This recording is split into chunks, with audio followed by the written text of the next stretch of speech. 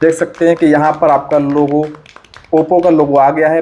नमस्कार साथियों, आपका स्वागत है टेक्निकल इंस्टीट्यूट में। दोस्तों, आज हमारा सितंबर का बैच चल रहा है। उसमें आज आपका ग्राफिक्स सेक्शन का क्लास है। यहाँ पर क्लास आपकी सभी लाइव होती हैं। तो आज हमारे पास जो ऑफलाइन स्टूडेंट आए हैं, जो फिरोजाबाद से हैं, उनका हमारे पास ओप्पो A12 हैंडसेट है जिसमें कि ग्राफिक्स नहीं बन रहा। इनका थ्योरी क्लास हो चुका है, आज इनका प्रैक्टिकल क्लास है। तो आज हम देखेंगे कि ओप्पो A12 में ग्राफिक्स बनने के लिए कितनी लाइन की आवश्यकता होती है और हमको कितने वोल्टेज चेक करने होते हैं। दोस्तों, यदि आप हमारे यहाँ पर ऑफलाइन क्लास ज्वाइन करना चाहते हैं तो कर सकते हैं। हमारा हर महीने की 15 तारीख से बुकिंग स्टार्ट होती है और 20 तारीख को हमारा न्यू बैच स्टार्ट हो जाता है। यदि नंबर पर कॉन्टैक्ट कर सकते हैं जिसमें क्लास की डिटेल आपको मिल जाएंगी। चलो देख लेते हैं कि आपका ओप्पो A12 में ग्राफिक्स नहीं बनता है तो आपको वहां पर कितनी लाइनों की आवश्यकता होती है और कितनी लाइन को चेक करने से हमें फॉल्ट का पता लगता है कि फॉल्ट हमारा किस लाइन से है, या कोई वोल्टेज ना बनने से हमारा ग्राफिक्स नहीं बन रहा है तो वो वोल्टेज का नाम क्या है और वो वोल्टेज किस आईसी से आता है। तो माइक्रोस्कोप में आते हैं। तो सबसे पहले हम सेट को चालू करके देखेंगे। तो यहाँ पर हमारा ये बोर्ड है और हम यहाँ पर डीसी पावर सप्लाई को कनेक्ट करते हैं और चेक करेंगे। तो यहाँ पर हमने अपना डीसी पावर सप्लाई को लगाते हैं। इसका जो केबल है वो ठीक है, वो हमारा केबल मिल गया है तो हम यहाँ पर लगाएंगे। तो ये हमने यहाँ पर अटैच किया है। तो देख सकते हैं सेट में हमारा कोई शॉर्टिंग नहीं है और इसका जो पावर की है वो इस साइड है। तो हम यहाँ पर पावर की को तो ये शॉर्ट करेंगे, चेक करेंगे कि सेट हमारा बूट करता है कि नहीं। तो देख सकते हैं कि यहाँ पर हमारा सेट कंप्लीट बूट कर रहा है, सेट हमारा यहाँ पर चालू हो रहा है। ठीक है, सेट हमारा यहाँ पर चालू हो रहा है, बट इसके अंदर ग्राफिक्स नहीं बन रहा है। ग्राफिक्स आपका यहाँ पर शो नहीं हो रहा है। तो देख सकते हैं सेट हमारा कंप्लीट चालू हो रहा है।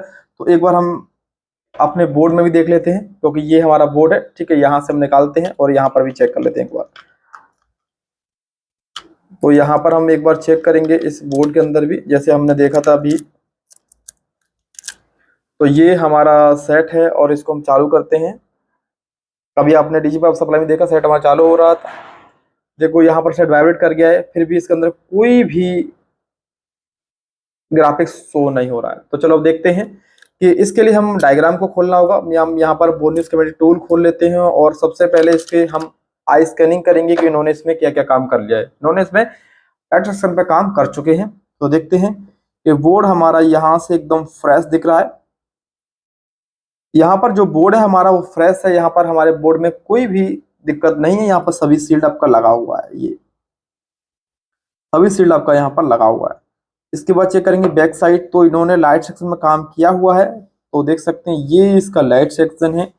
यहाँ पर इन्होंने ये बूस्ट कॉइल है, ये लाइट आईसी है, इसके बगल में आपका डायोड है। इन्होंने ये तीनों चेंज करके देख लिए हैं, फिर भी इनका समस्या सॉल्व नहीं हुआ है। इसका मतलब इस फोन के अंदर ग्राफिक्स शो नहीं हो रहा। तो हम सबसे पहले ग्राफिक्स की लाइन चेक करेंगे। तो यहाँ पर हम बोर्नियो को स्टार्ट कर लेते हैं। बोर्नियो सबसे पहले हम चेक करेंगे यहाँ पर एमआईपीआई लाइन। तो जो एमआईपीआई लाइन होती है वो आपकी 10 लाइन एमआईपीआई होती है जो सीधा सीधा सीपीयू से जाती है। तो इसकी पिन नंबर 1 को छोड़कर यहाँ से 2 पिन है, उसके बाद एक ग्राउंड है, उसके बाद 2 पिन है, फिर ग्राउंड, फिर 2 पिन, इस तरह से इसका 10 पिन आपका आएगा। तो हम यहाँ पर चेक कर लेते हैं। मीटर को रखा हमने डायोड मोड पर और हम यहाँ पर सभी का जीआर लेंगे। तो इसके लिए रेड पर को ग्राउंड करेंगे, ब्लैक से चेक करेंगे। ठीक है, तो यहाँ पर हमने ये ग्राउंड कर दिया है और चेक करेंगे। तो सबसे पहले ये ग्राउंड होना चाहिए हमारा, बोनियो के हिसाब से ग्राउंड है, ये ओके है। ठीक है, इसके बाद हमारा यहाँ पर जीआर मिलना चाहिए हमको। तो यहाँ पर हमको जीआर नहीं मिल रहा है, देख सकते हैं यहाँ पर हमको कोई भी जीआर नहीं है। इसके बाद हम थर्ड पिन पर चेक करेंगे। तो यहाँ भी हमको कोई भी जीआर नहीं है। फोर्थ हमारा ग्राउंड है। ठीक है, फिफ्थ पर हमारा जीआर नहीं है। सिक्स पर हमारा जीआर आना चाहिए। जीआर यहाँ पर आ रहा है जो कि 480 है। मतलब कि इससे जो बैक साइड की हमको कुछ पिनों पर जीआर नहीं मिला है, वहां पर आपको सेम जीआर मिलना चाहिए। इसके बाद ये पिन ग्राउंड है आपका। इसके बाद हमारा यहाँ पर जीआर मिलना चाहिए, तो यहाँ भी जीआर हमको मिल रहा है। इसके बाद हम चेक करेंगे यहाँ पर, तो हमें यहाँ भी जीआर मिल रहा है। इसके बाद ये ग्राउंड है आपका और इसके बाद यहाँ हमको जीआर मिलना चाहिए, तो यहाँ भी जीआर नहीं मिल रहा है। और हम यहाँ चेक करेंगे तो हमको यहाँ पर जीआर मिल रहा है। ठीक है, और हम यहाँ चेक कर लेंगे तो ये ग्राउंड है आपका। और इसके बाद अब यहाँ चेक करेंगे तो यहाँ पर हमको जीआर मिल रहा है। और उसके बाद यहाँ चेक करेंगे तो यहाँ पर हमको जीआर मिल रहा है। मतलब कि MIPI लाइन जितनी भी हमारी 10 लाइन होती हैं, उस 10 लाइन में से हमको केवल 5 पिन का जीआर मिल रहा है, जहां पर आपको 3 पिनों का जीआर नहीं मिल रहा है, या तो 4 पिनों का जीआर यहाँ का नहीं मिल रहा। तो हमको ये सभी लाइन कहां से आती हैं?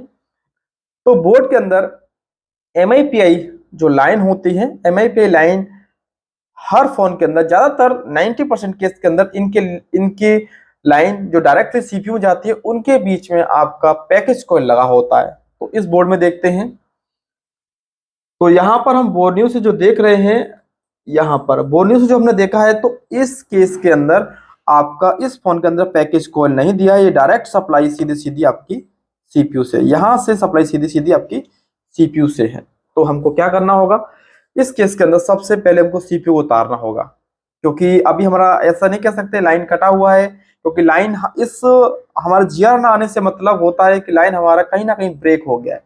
सबसे पहले हम जीआर इस CPU को उतारेंगे, और यहाँ से CPU की इस पॉइंट से लेकर जहां भी इसका पॉइंट होगा, वहां से जितने भी ट्रैक पर हमको जीआर नहीं मिल रहा है, वहां से बीप चेक कर लेंगे। CPU को निकालने के बाद अगर हमको बीप मिल जाता है, जैसे हमको यहां से और हमको यहां तक बीप मिल जाता, तो हम समझ जाते हैं कि हमारा जो लाइन है, लाइन तो आपका जुड़ा हुआ है, मतलब कि इंटरनल जो लाइन है वो तो जुड़ा हुआ है, उसके बाद भी CPU रिवॉल्व करने के बाद जीआर नहीं आता है, तो मतलब CPU खराब हो गया आपका, क्योंकि जो भी रीडिंग यहाँ से जैक तक मिलता है वो CPU देता है, डायरेक्ट लाइन ये CPU से MIPI लाइन डिस्प्ले के जैक को जाती है। तो हम एक बार CPU को रिवॉल्व करते हैं और उसके बाद देखते हैं कि कंडीशन क्या होता है। तो चलो ठीक है, वीडियो को एंजॉय करो। तो यहाँ पर हम CPU को निकालते हैं। CPU को निकालने के लिए आपको हीट लेना होगा। यहाँ पर हीट आप ले सकते हैं, ग्लू कटिंग करने के लिए आप लेंगे यहाँ पर 280 ले सकते हैं, नहीं तो 300 भी ले सकते हैं आप यहाँ पर, कि आपको अपने SMD के हिसाब से लेना है। तो यहाँ पर हम लगाएंगे फ्लक्स, और यहाँ पर इसमें ग्लू बहुत ही कम है, इस IC के बाहर ग्लू नहीं है। तो यहाँ पर हमने हीट लिया है 350, यहाँ पर हीट ले लेंगे, और एयर को हम 1.5 रख लेंगे, और यहाँ पर आपको हीट लगाना है। तो आपके पास जो भी SMD आप अपने हिसाब से देख लें कि आपका कितनी हीट पर आपका IC की बॉल मेल्ट हो जाता है, नहीं तो ज़्यादा ओवर हीट होने से आपका बोर्ड भी फूल सकता है। तो यहाँ पर आप हीट लगाते रहेंगे कंटिन्यू, और आप देख लेंगे आपको किस साइड स्क्रैपर डालना है। तो जैसे आपका जब वो IC हीट हो जाएगा, तो आपका स्क्रैपर अंदर जाने लगेगा। तो स्क्रैपर अंदर जाने का हल्का सा आप टेढ़ा करेंगे, तो आपका इस तरह से कंप्लीट आपका IC निकल जाएगा, और आप IC को देख सकते हैं प्रॉपर IC निकल गया। यहाँ पर हम पेस्ट लगाकर और इसका क्लीनिंग कर लेंगे।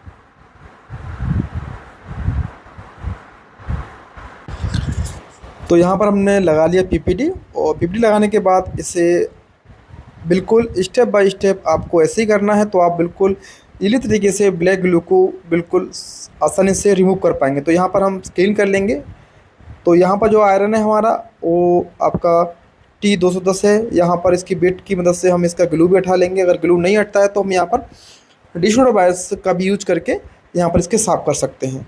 तो यहाँ पर हमने हल्का सा SMD से हीट ले लिया है, और आयरन के साथ हम इसे बिल्कुल ईजिली हटा सकते हैं। अगर नहीं हटता है तो यहाँ पर आप PPD और लगाकर पेस्ट लगाकर डिशवॉशर बायस से इस तरह से साफ कर सकते हैं। तो यहाँ पर हमने बोर्ड को क्लीन कर लिया है।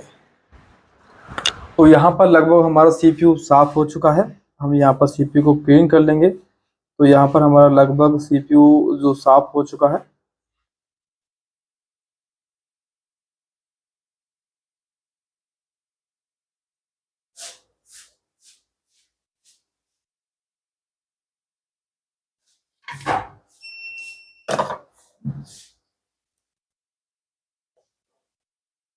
तो यहाँ पर जो हमारा CPU है वो हमने साफ कर लिया, क्लीन।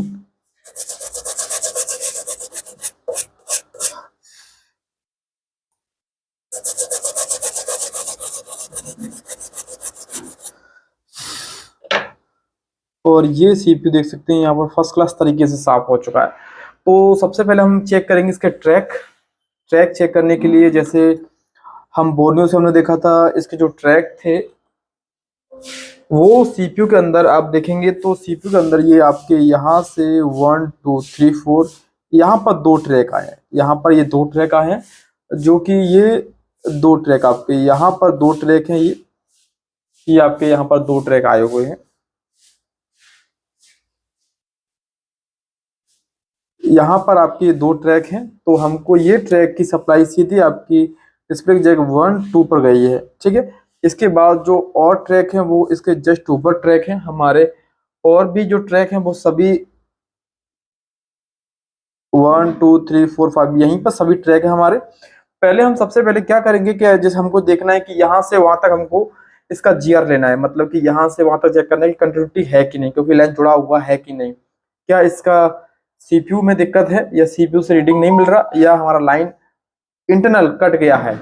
तो इसके लिए हम एक जंपर लगाएंगे। तो यहाँ पर हम एक जंपर ले लेते हैं, उस जंपर को ग्राउंड कर देंगे यहाँ पर। तो जैसे हमने ये जंपर यहाँ पर ग्राउंड कर देते हैं,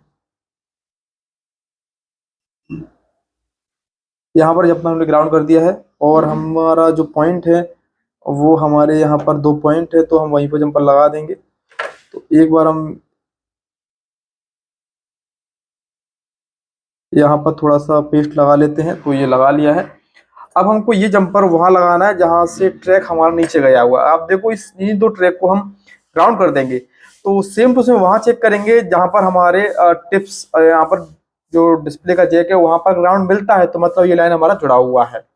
क्योंकि जैसे हम इन टिप्स को ग्राउंड करेंगे तो वहां भी ग्राउंड आना चाहिए, तो यहाँ पर हम ये 2 टिप्स को ग्राउंड कर देते हैं। तो यहाँ पर हल्का सा लिंक पीपीटी,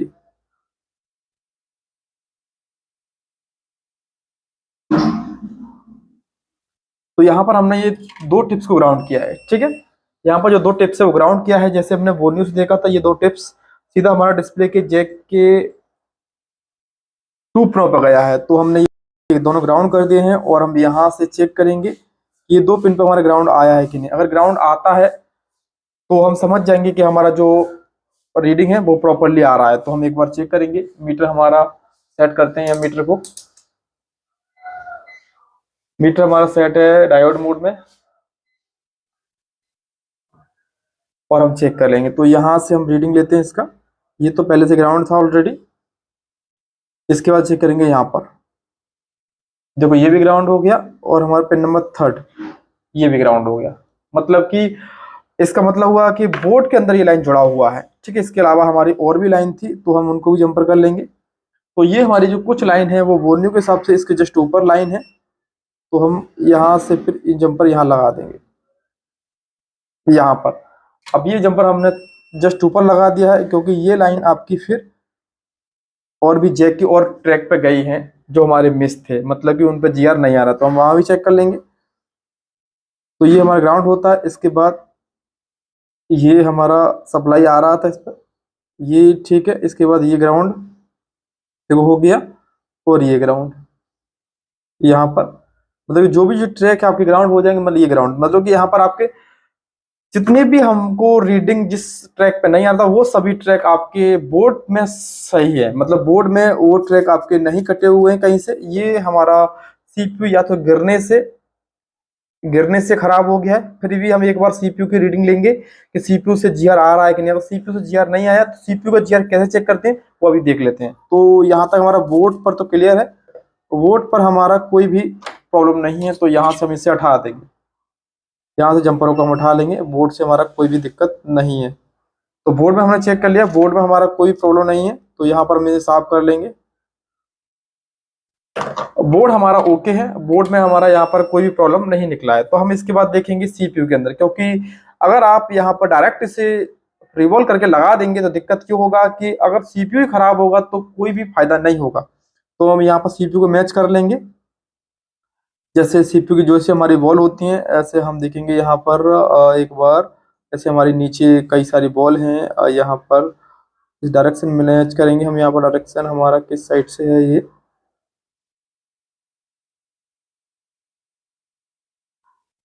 तो यहाँ पर देखेंगे, ये देखो ये सीपीयू आपका इस साइड से लगेगा।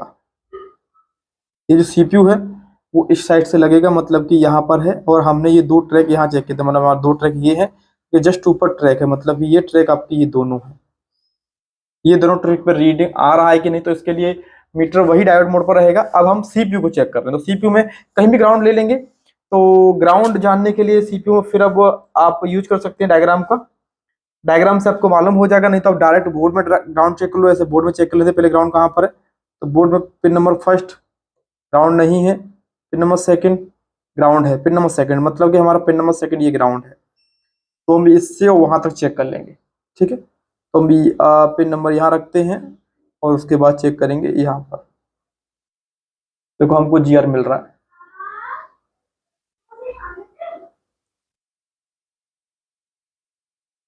तो हमको यहाँ पर जीआर मिल रहा है।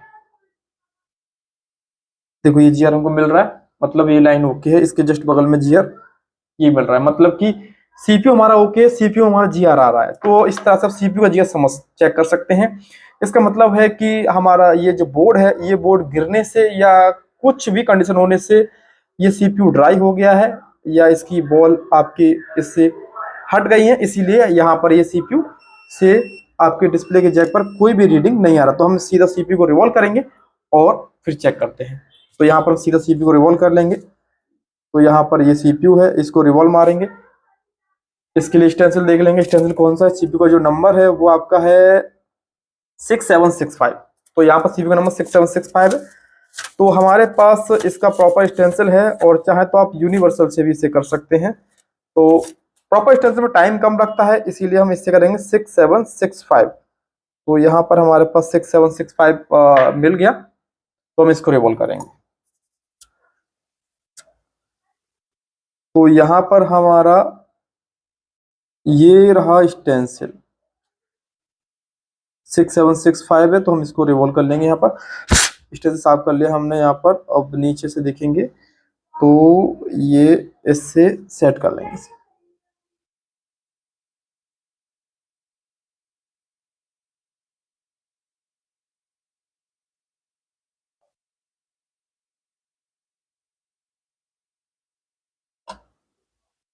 तो यहाँ पर देख सकते हैं ये सीपीयू हमने सेट कर दिया। तो यहाँ पर हमारा जो सीपीयू है वो सेट हो चुका है। अब हम सीधा रिवॉल्व करेंगे। तो यहाँ पर रिवॉल्व करेंगे, रिवॉल्व करने के लिए सीधा हम लेंगे यहाँ से पीवीटी भर लेंगे। ठीक है, पीवीटी हमने सुखा लिया, अब हम इसको फिल कर देंगे यहाँ पर।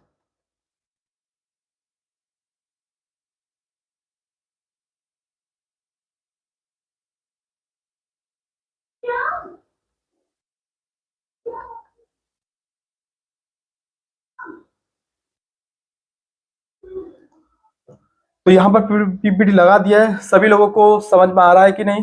यहाँ पर हमने देखा एमएफपी लाइन चेक किया, सब क्लियर था। उसके बाद हमने सीपीयू में भी रीडिंग चेक किया, सीपीयू का रीडिंग ओके था। हमने बोर्ड में चेक किया, लाइन बोर्ड में भी ओके था। इसका मतलब हुआ सीपीयू हमारा ट्राई हो गया है। तो एक बार हम सीपीयू को साफ कर लेते हैं यहाँ पर जो हमने पीपीटी लगाया है, और रिवॉल्व करेंगे।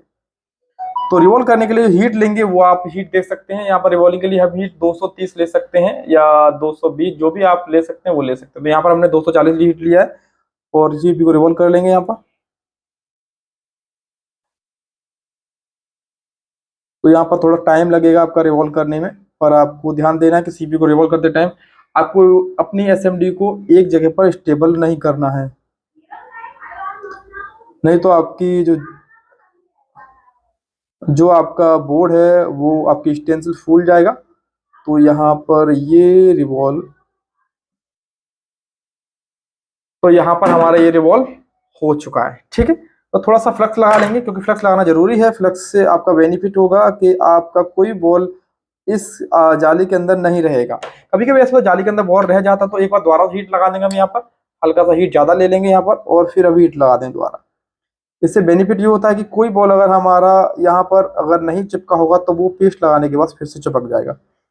और इसलिए हम हीट ज्यादा लेते हैं, जिससे कि कोई बॉल अगर पहले वाली पीपीडी से हीट से नहीं चिपका हुआ तो वो अब चिपक जाएगा। तो यहाँ पर सभी बॉल हमारा परफेक्ट बन गया है। ठीक है, तो यहाँ पे आपने देखा कि सीपीयू हमने रिवॉल्व कर लिया। अब सीपीयू को लगाएंगे।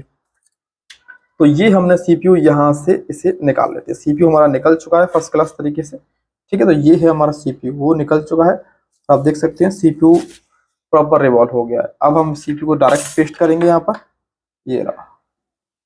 तो हल्का सा सेक कर लेते हैं, बाकी सेक करने की आवश्यकता नहीं, आप पहले कर चुके हैं, फिर भी हम एक बार देख लेते हैं। यहाँ पर देखो ये हमने कर दिया सेक।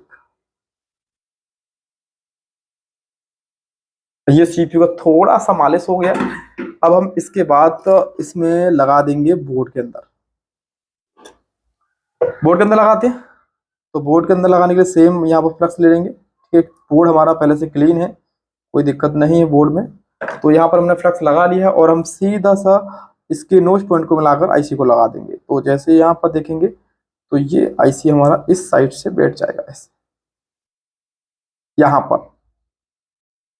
तो यहाँ पर हमने आईसी को बिठा दिया है। ठीक है, बाकी आप इसको इसका जो जिस तरह से आप मिलाते हैं सीपीयू को लगाते टाइम उस तरह से आप मिला लेंगे यहाँ पर।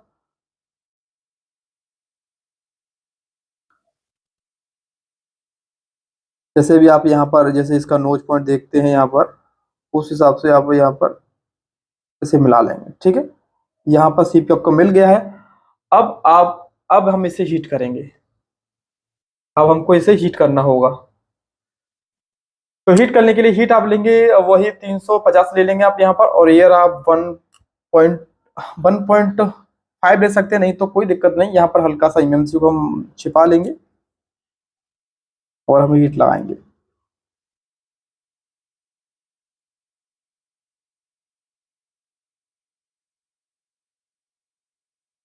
तो यहाँ पर आप हीट प्रॉपर लगाते रहेंगे, हल्का सा थोड़ी देर बाद हल्का सा पेस्ट लगा लेंगे यहाँ पर, ज़्यादा नहीं लगाएंगे पेस्ट। अब हम थोड़ा सा टाइम लेंगे।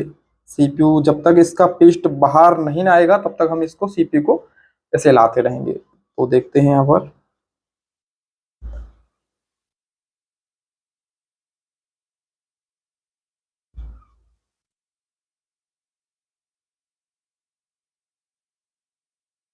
तो यहाँ पर हल्का सा सीपीयू से पेस्ट बाहर निकल गया है। अब हम हल्का से हिलाएंगे इसे।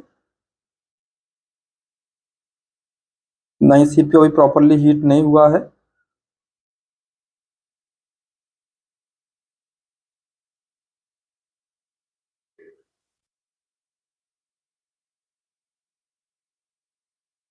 अब हमारा प्रॉपरली सीपीयू देखो, यहाँ पर हल्का हिलाएंगे तो पूरा सीपीयू आपका हिल जाएगा। इसका मतलब है कि सीपीयू हमारा यहाँ पर लग गया है।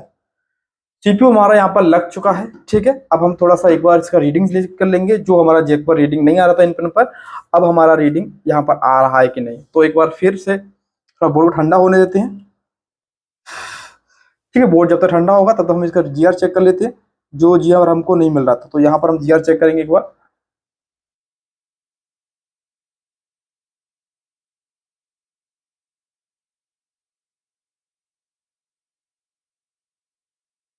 तो यहाँ पर जीआर चेक करेंगे। जीआर के लिए सेम टू सेम लेंगे हम यहाँ पर। मीटर हमारा वही सेट है डायोड मोड पर, और इसका जीआर चेक कर लेंगे। तो जीआर चेक करने के लिए सेम टू सेम हम यहाँ देखेंगे तो हमारा यहाँ जीआर आ गया है। ठीक है, अब यहाँ चेक करेंगे। यहाँ भी जीआर हमारा आ गया है। इसके बाद ये ग्राउंड है। इसके बाद यहाँ चेक करेंगे, यहाँ पे जीआर है और हमारा यहाँ भी जीआर है। यहाँ पे जीआर ओके है। ये भी जीआर ओके हो गया हमारा। ये भी यहाँ तो ग्राउंड है। ये जीआर ओके है। ये जीआर ओके आपका। ये भी जीआर ओके है। और यहाँ भी, ये तो ग्राउंड होता आपका। ये जीआर ओके है और आपका ये जीआर ओके है। मतलब कि एमआईपी लाइन के सभी जीआर ओके हो गए हैं। ठीक है, अब हम एक बार बोर्ड में लगाते हैं और चेक करेंगे। तो थोड़ा सा सीपीयू ठंडा हो गया होगा अब तक, तो हल्का से इसे लगा देते हैं यहाँ पर।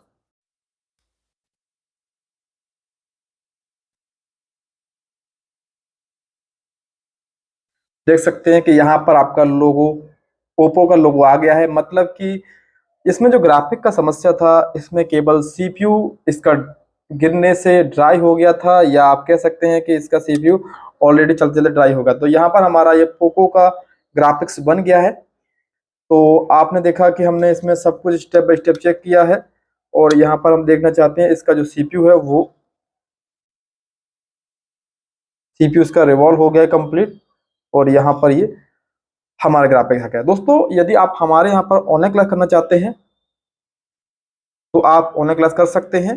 ऑनलाइन क्लास का जो फीस है वो 5,000 रुपये, जो कि आपको 2 टाइम में देना होता है। ठीक है, 2 टाइम में देने के बाद आप भी बेहतर ढंग से हर लाइन को ट्रेस करना सीख सकते हैं। तो यहाँ पर देखो ओप्पो का हमारा ये सेट कंप्लीट हो गया है। फिर मिलेंगे किसी नेक्स्ट वीडियो, जब तक के लिए धन्यवाद।